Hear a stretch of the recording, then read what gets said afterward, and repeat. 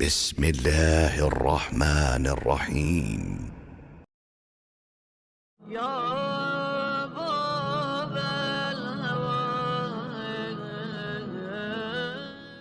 علامہ مجلسی رحمۃ اللہ علیہ بہار الانوار میں نقل کرتے ہیں، ہارون الرشید جو کہ طاقتور اور عباسی خلیفہ تھا، انہوں نے خوبصورت کنیز کو امام موسیٰ کاظم علیہ السلام کی خدمت کرنے کے لیے بیچ دیا، اور اس کا مطلب تھا کہ امام موسیٰ کاظم علیہ السلام کو نعوذ باللہ بدنام کرے اور اس کی توہین کرے۔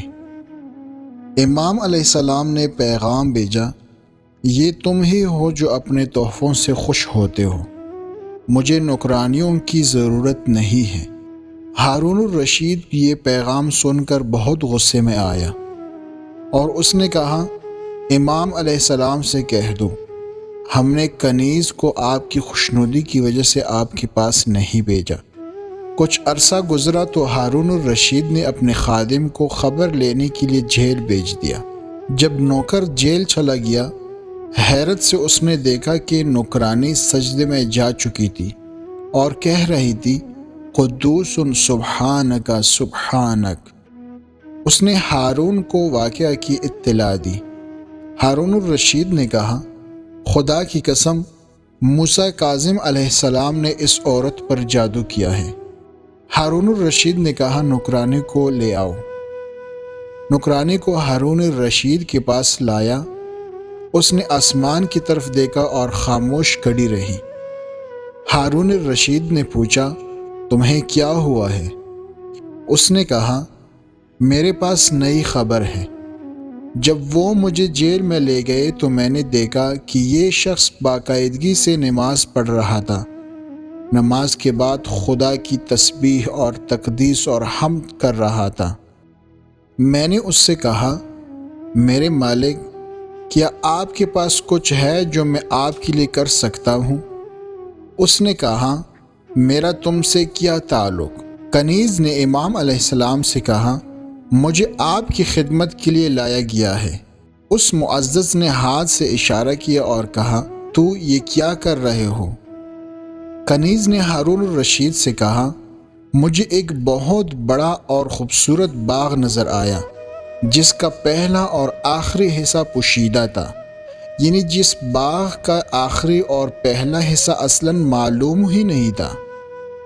اس میں نفیس قالین بچھے ہوئے تھے اور خوبصورت لباس میں بہت خوبصورت کنیزی تھی جیسا کہ میں نے کبھی نہیں دیکھا تھا۔ ان کو دیکھ کر میں نے اپنے خدا کے سامنے سجدہ کیا۔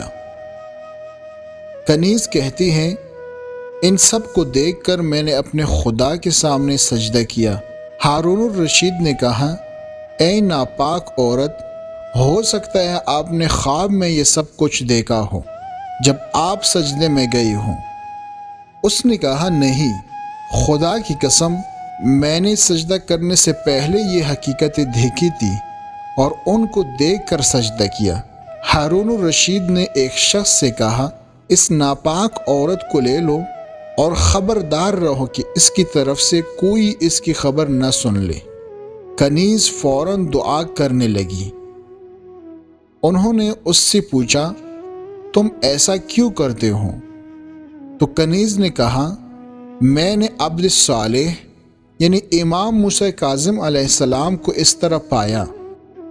اس کہانی کا راوی کہتا ہے، اس کنیز نے اپنی زندگی اس طرح خدا کی خدمت میں گزاری یہاں تک کہ ان کا انتقال ہو گیا۔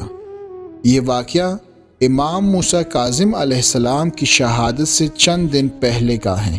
ہارون الرشید چاہ رہے تھے کہ امام موسیٰ کاظم علیہ السلام کو اس بدکار اور فاحشہ عورت کے ذریعے بدنام کرے۔ جب امام موسیٰ کاظم علیہ السلام کی عبادت اور خدا کے ساتھ یہ گہرا تعلق دیکھا تو کنیز نے وہ ساری چیزیں چھوڑ دی اور امام موسیٰ کاظم علیہ السلام کی وجہ سے وہ ہدایت پا گئی، اور اسی طرح سے یہ آخر دم تک خدا کی عاشق اور عبادت گزار رہی۔